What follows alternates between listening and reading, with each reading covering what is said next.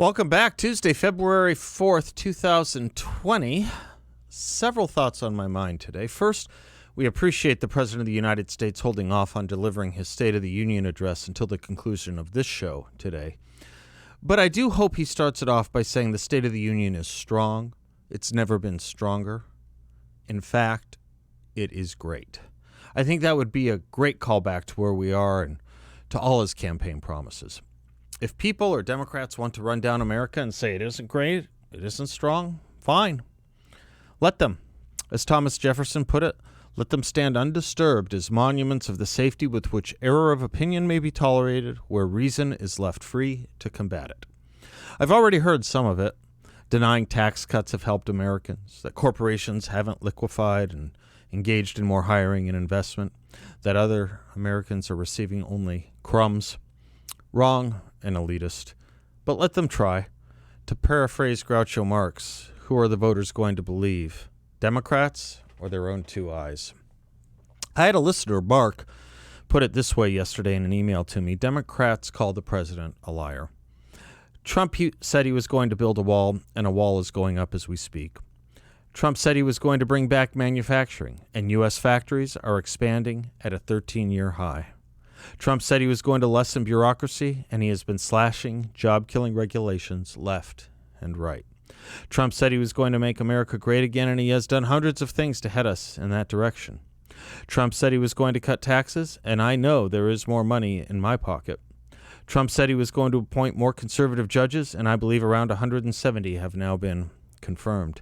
Trump said he was going to appoint conservative Supreme Court justices, and Gorsuch and Kavanaugh have been sworn in. Trump said he was going to make America safer from illegal aliens, so now crossing the border illegally is harder than it's been in 50 years.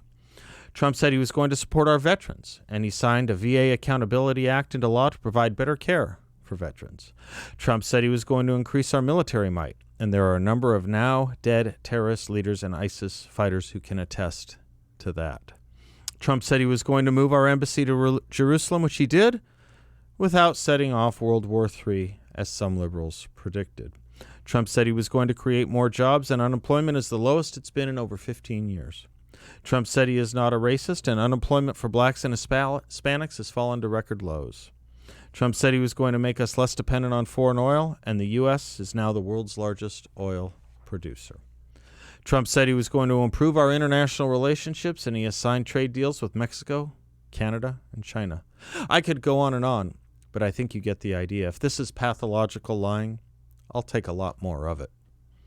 Meanwhile, the party that wants to take over our health care.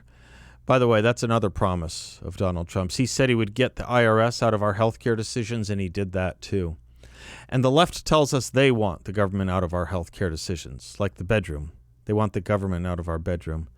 Not that many medical procedures take place in the bedroom, but you know what they're talking about, which on that one issue, I believe, abortion, explains most of their wrath. Most, not all. But in any event, the party that wants to take over our health care again and more radically, more substantially, can't even get us an accurate or any kind of vote record out of Iowa from their own caucuses. They had one job to do. Think on that. How much did Iowa feel yesterday like the original rollout of Obamacare? Technocratic experts indeed. Meanwhile, I want to pick up on something I was talking about yesterday. The common sense of the American people, especially as we have this odd moment where the president is on trial, for another 24 hours anyway, for engaging in high crimes and misdemeanors. You know what for? For holding on to 0.57% of the budget of the Department of Education, or 0.0088% of the U.S. budget, to a country few know anything about. He held on to that money for 5 weeks. A rounding error, if that, while we are told it harmed our national security. Our national security. Pretty strong stuff, that. Joe Biden counsels against Barack Obama killing Osama bin Laden, but this harmed our national security to an impeachable degree. Laughable. 3 of the key House impeachment manager Democrats, Hakeem Jeffries, Zoe Lofgren, Jerry Nadler, they all voted against providing any lethal aid to the Ukraine. At all. Any. But they say he harmed our national security? and Ukraine's by delaying the aid they voted against for 5 weeks? Farcical, absurd, hypocritical, dishonest, knavery. But that's how the Democratic Party works today. Let me show you how hysterical, and that's the word for it, hysterical the Democrats are. Adam Schiff said yesterday on the Senate floor with a straight face exactly this. I quote, in haec verba, quote, "If these actions are not impeachable, then a whole range of utterly unacceptable conduct in a president would now be beyond reach. Trump could offer Alaska to the Russians in exchange for support in the next election, or decide to move to Mar-a-Lago permanently and let Jared Kushner run the country, delegating to him the decision of whether we go to war or not." Close quote. Let me repeat that parade of horribles in the mind of Adam Schiff. Quote, "If these actions are not impeachable, then a whole range of utterly unacceptable conduct in a president would now be beyond reach. Trump could offer Alaska to the Russians in exchange for support in the next election, or decide to move to Mar-a-Lago permanently and let Jared Kushner run the country, delegating to him the decision of whether to go to war or not." He literally said that. He literally put that in the peroration of his closing argument. I guess someone didn't tell him Jared Kushner is a Democrat. But that's where they are, imagining and selling a parade of horribles that does not exist any more than the transcript Adam Schiff read into the House record when he commenced his hearings on impeachment. That didn't exist either. They invent, and they have really, really bad senses of humor and really, really even worse analogies. They are, after all, in the fear business. It does put in question Thomas Jefferson's thought I quoted earlier, that reason can combat them. But that's what we are, the party and movement of reason and reasonableness, which is why, more than anything else, we are not going to impeach a president on a wholly partisan basis, especially when we get an election coming up. An election the Democrats believe we should not have. Incredible. And they're the ones marching with Nazi signs around us? Meanwhile, somebody tell me, has Bernie denounced his campaign employees? Yes, plural, and yes, employees, for defending gulags?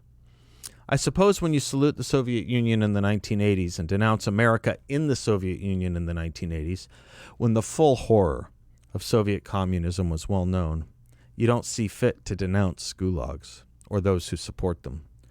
I give you the front runner of the Democratic Party for president, though, Bernie Sanders. And I give you the lead impeachment manager, Adam Schiff. Support gulags, support the Soviet Union over the United States, support denying Americans the right to their vote. And so we've come to something kind of interesting and fairly rare in American politics, something like a consensus around common sense in the example of a presidential administration under Donald Trump. This may sound strong, but it explains some of the distemper of the Democrats and the left.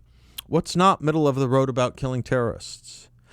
What's not middle of the road about lowering taxes, liquefying capital in urban areas, reducing burdensome regulations, protecting our borders, ensuring our military strength, and realigning with, well, allies? It's a rare presidency that can affirm, much less represent and establish or reestablish common sense. Very rare. Lincoln did it. Reagan did it. Can anyone name another? Oh, sure, they can create consensuses, like Franklin Roosevelt did with the New Deal. But establishing and reestablishing common sense as a consensus, a set of policies that has two features, so far as I can read them. Feature one is in sync with the Constitution, being in sync with the Constitution and the Declaration of Independence, once known as the Organic Law of the United States. And two is apprehensible as well as appreciated by the ordinary or common man. Now, I know we've just begun recently to speak of what the ordinary or common American is. Let me posit a definition. The American common or ordinary man is the person who cherishes his freedom, believes that work and industry are important, believes in fairness, hates crime, hates tyranny, dislikes war if it is unnecessary, but is willing to support it or join it when it is, believes in alliances with like-minded other countries, despises other countries not because they are other countries, but when and if and because they then govern by the doctrines of less freedom and less fairness. The American common or ordinary man thinks equality is based on notions of our equal inequality before God, and trusts that truth will govern not only our business and retail transactions, but our relationships with those who govern us. You tell me how close the Democratic Party is to all that today. And now tell me how close Donald Trump is to all that. And you get what I believe is a new emerging American political consensus orbiting around this new but old Republican Party and presidency. Am I right? You tell me. I'm Seth Leibsohn, 602-508-0960. We'll be right back. I'd like to take a moment to tell you about my friends at Guns Etc. They are true American patriots. They strongly support our president, and they have over 10,200 square feet of firearms and firearm accessories. Please take my advice and stop by their store, which is a symbol of American freedom, or visit them at gunsetcetera.com and have access to over $350 million in firearms merchandise.